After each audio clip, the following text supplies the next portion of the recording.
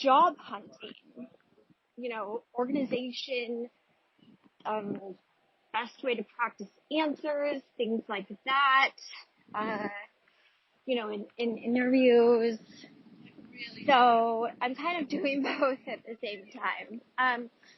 Thank you so much. Okay, bye. All right. Well, first of all, tangentially, Jesse, was that the first call we've had where someone seems to actually be walking? There seemed to be a lot of talk in the background. I heard footsteps. Yeah. So I don't know. Can the technology we use for people to call in, I guess that must work on your phone, right? I think so. Okay. So now we know. Now we know. We've never heard someone actually walking. I think it'd be funny if the reality was Lindsay had a really large media cart. And like on the media cart, she had a desktop computer with a monitor and like a keyboard. And then there was another wagon that had a generator in it. And there was like someone pulling the cart and someone pushing the generator. And she had like a headset on connected to the computer as she walked, trying to answer the question. It's either that or SpeakPipe works on your phone. We'll see. But anyways, that's cool. So, all right, everyone, now we know you can answer these questions from the phone. And if you want to know how to do this, by the way, calnewport.com/podcast, there's a link, but it's just a service called SpeakPipe, and you like record right from your web browser. Okay. So for job interviews, so for corporate job interviews, if you're going to be doing corporate recruiting in particular, you got to practice that too. And the way you practice that is it has to be practice specific to those types of interviews. Just to give you a little insider look, if you're at an elite college, for example, and watching people interviewing for banking jobs or consulting jobs, there's practice sessions that they do again and again with sample types of questions. How do you answer case questions? How do you answer brainstorming questions?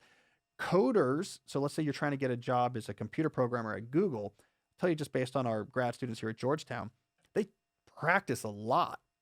And there's various tools like Leet Code, I think it's called, where you can practice the types of coding puzzles that they will give you to do on the whiteboards. But it's a very specific skill.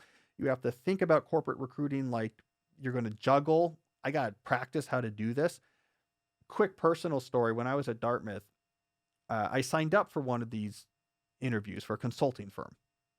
And they were doing the first pass on campus. And I was like, I don't need to practice. I'm a smart guy, I have 4 O's.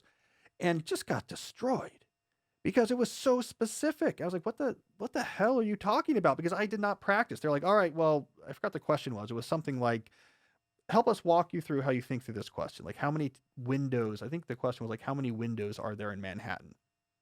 Now to me, I was like, what the hell are you talking about? I don't know. But it turns out, that's a very specific type of question that corporate recruiters ask. And there's a method for how you practice it. And I hadn't practiced it, right? And so that interview went disastrously. So that's all I want to say is that these type of jobs, especially for elite companies, people practice a lot, specifically the type of interview questions they're going to do. So that is worth finding a course for. There's online training tools for different types of interviews. There's online courses for doing different types of interviews. It is highly specific, so you do want to practice that. So get that practice in, and it's just like with the GMAT. Once I've done 100 of these type of questions. I know how to do these questions. I know how to figure out the number of windows in Manhattan. I know how to come up with a binary search algorithm on the whiteboard that, uses a single array pointer, whatever the challenge is. Like I've done it 100 times, then you'll be confident. You'll be confident for the interview. All right, Jesse, I think we made it. I think we made it through a whole episode live of questions.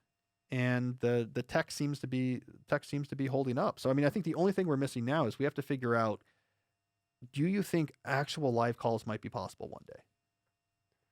If people have generators and, wheelbarrows that they can, they can move their cars. Yeah. We will demand that. We will demand that you are in the wilderness on a generator with a media cart.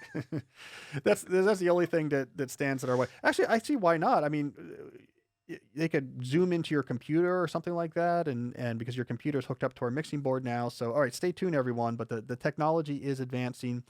This was a big step. We'll put the full video of this online as soon as that YouTube stuff gets rolling. So you can actually see a full episode video if you're curious what it looks like in here. But until then, I believe that's a full episode, Jesse. So let's call this a wrap.